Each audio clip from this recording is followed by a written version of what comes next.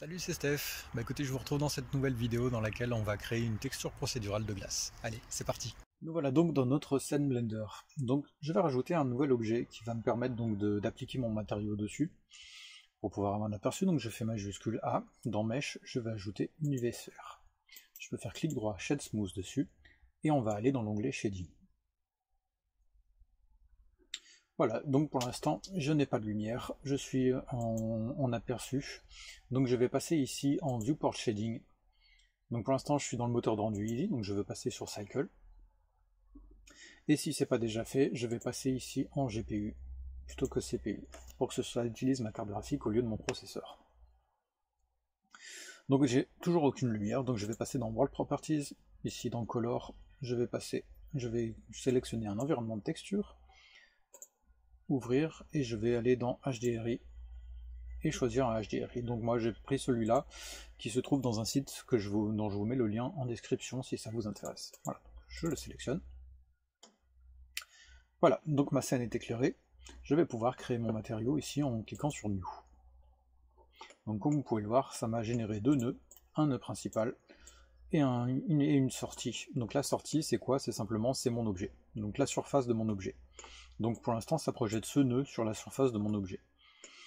Donc à partir de là je vais créer plusieurs nœuds. Donc le premier c'est un layer white. Donc pour en ajouter je fais majuscule A, je fais une recherche layer et je choisis layer white. Je rajoute une color ramp. Voilà. Et j'envoie le facing dans mon facteur de ma color ramp. Donc qu'est-ce que ça fait ça?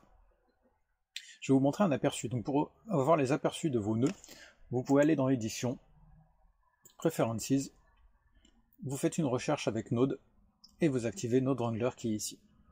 Voilà, donc ça vous active un petit add-on qui va vous être bien utile pour faire les aperçus donc, de nos nœuds. Donc pour faire l'aperçu de celui-ci, je vais faire CTRL majuscule et je clique gauche dessus. Donc voilà, ça projette directement sur ma surface comme vous pouvez le voir. Donc voilà ce que ça nous fait, ça nous permet d'avoir un dégradé qui part vraiment du centre de notre objet et qui va vers l'extérieur. Donc là, ça part du noir ici, vers le blanc ici. Donc voilà à quoi nous sert notre color ramp.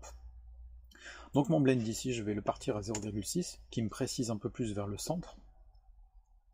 Et là, cette couleur-ci, donc je vais lui donner directement la couleur que je veux. Donc vous pouvez aller dans X, et le code de cette couleur-là, si vous voulez l'avoir précisément, c'est 00 F A F F. Voilà, donc ça me donne un bleu un peu azur, qui va me permettre de créer, donc comme je disais, de la profondeur à ma glace. Donc à partir de là, je vais relier la color à ma base color ici, et je peux faire CTRL majuscule et clic gauche sur mon nœud principal. Voilà, à partir de là, je vais créer donc un noise texture, donc majuscule A, j'ajoute un noise, ici. Donc les réglages de ce noise, je vais passer l'échelle à 1.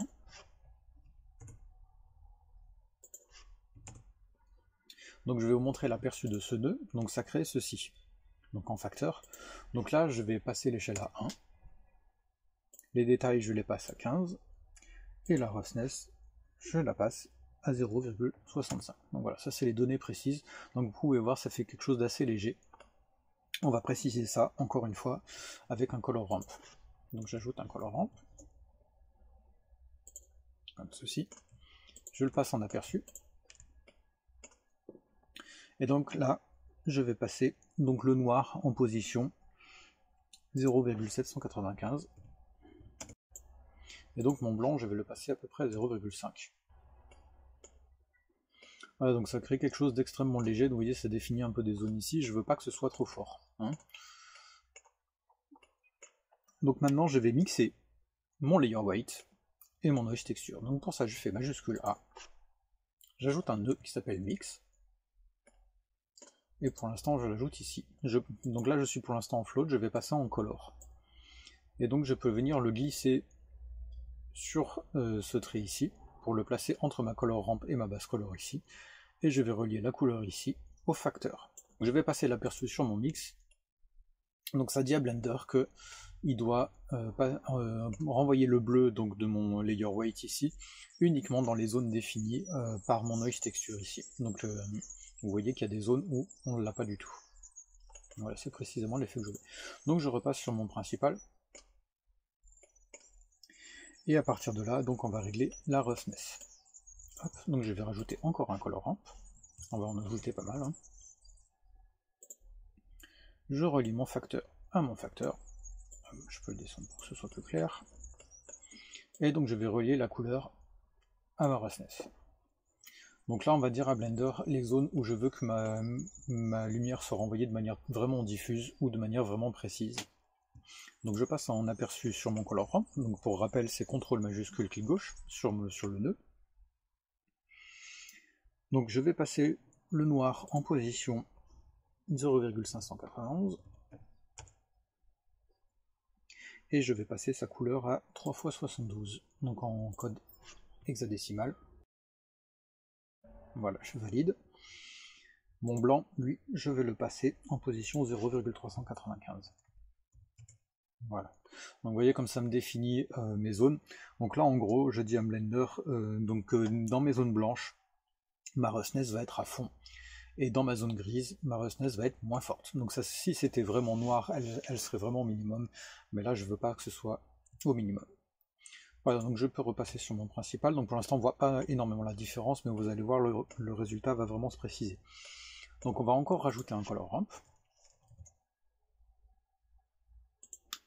Je renvoie encore et toujours mon facteur dans mon facteur. Et ma couleur, cette fois, je vais l'envoyer dans ma transmission. Donc là, qu'est-ce que ça fait? Ça va définir les zones de transparence et d'opacité. Donc mon noir, lui, je vais le passer donc en position 0,4. On peut se mettre en mode aperçu pour y voir un peu plus clair, effectivement. Donc là, je fais CTRL majuscule, je clique gauche dessus, hein, toujours pour rappel. Et donc je vais éclaircir ma zone noire, je vais la mettre en code hexadécimal dB, comme ceci. Donc c'est quelque chose de très clair, parce que je veux quand même qu'il y ait de la transparence de partout, mais plus ou moins. Et donc ma zone blanche, elle, je vais les passer en position de 0,555. Voilà. Donc vous voyez, c'est très léger, mais c'est précisément ce que je veux. Donc je repasse mon aperçu sur mon nœud principal, et là vous voyez qu'on commence vraiment à avoir un résultat sympa. Mais on n'en a pas fini. Donc maintenant, on va ajouter un peu de boss, littéralement. On va ajouter un nœud qui s'appelle le bump, pour ajouter des boss. Et donc je vais relier mon facteur à la hauteur, donc la height, et la normale à la normale de mon nœud principal ici. Voilà, donc vous voyez, ça crée des boss un peu partout. Mais le rendu ne m'intéresse pas trop, c'est pas une boule de neige. Donc pour ça, on va préciser pas mal de choses. Donc déjà, mon bump, je vais passer la distance à 0,1 parce que je veux que ce soit beaucoup plus doux. Donc vous voyez que déjà, on a un résultat qui est beaucoup plus doux. Il faut zoomer dessus pour voir vraiment le détail.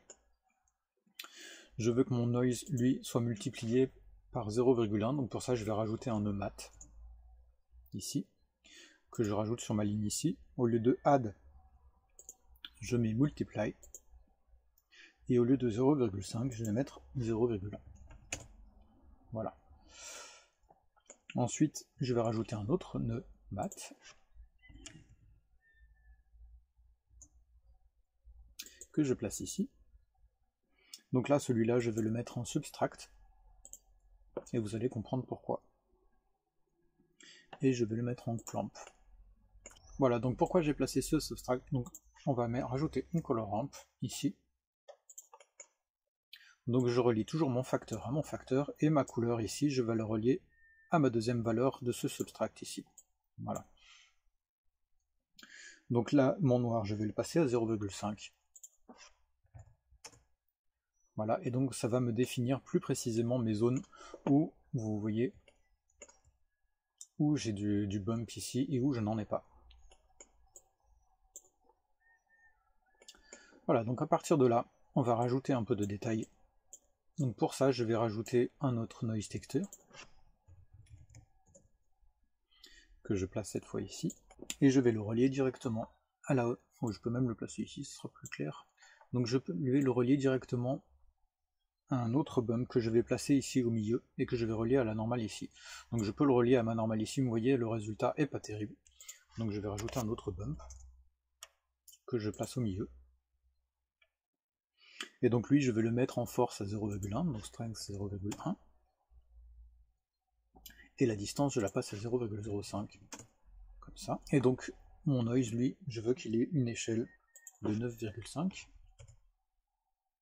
Les détails, je les passe à 15. Et ma roughness, je peux la laisser donc à 0,5. Là, je me rends compte qu'en fait, il a mal placé le facteur, il me l'a balancé dans ma normale, c'est pour ça que j'ai un résultat bizarre, donc bien mettre le facteur ici dans la hauteur. Voilà, donc là, ça me rajoute un peu de bump, mais ici il est beaucoup plus léger, donc dans les zones plus blanches. Donc voilà, comme vous pouvez le voir, on a notre texture de glace qui est terminée. Donc à partir de là, vous pouvez jouer un peu avec les réglages, hein, comme ça vous plaît. Vous pouvez changer éventuellement la couleur ici, vous pouvez changer les échelles d'un peu des différentes textures, hein. Donc vous voyez, ça changera un peu les résultats. Donc là, ça me change, comme vous voyez, les zones plus gelées ou pas. Donc moi j'avais choisi d'y mettre à 1 pour l'exemple parce que je trouve que c'est relativement bien équilibré. Donc voilà, après vous pouvez vous amuser avec les réglages, mais en tout cas vous avez déjà, comme vous pouvez le voir, un résultat vraiment très satisfaisant. Voilà, c'est terminé pour le rendu de cette texture procédurale de glace. Donc j'espère que cette vidéo vous a plu. Si c'est le cas, n'hésitez pas à me mettre un pouce vers le haut et à vous abonner, donc pour ne pas rater les prochaines vidéos. Allez, sur ce, je vous dis à une prochaine. Ciao.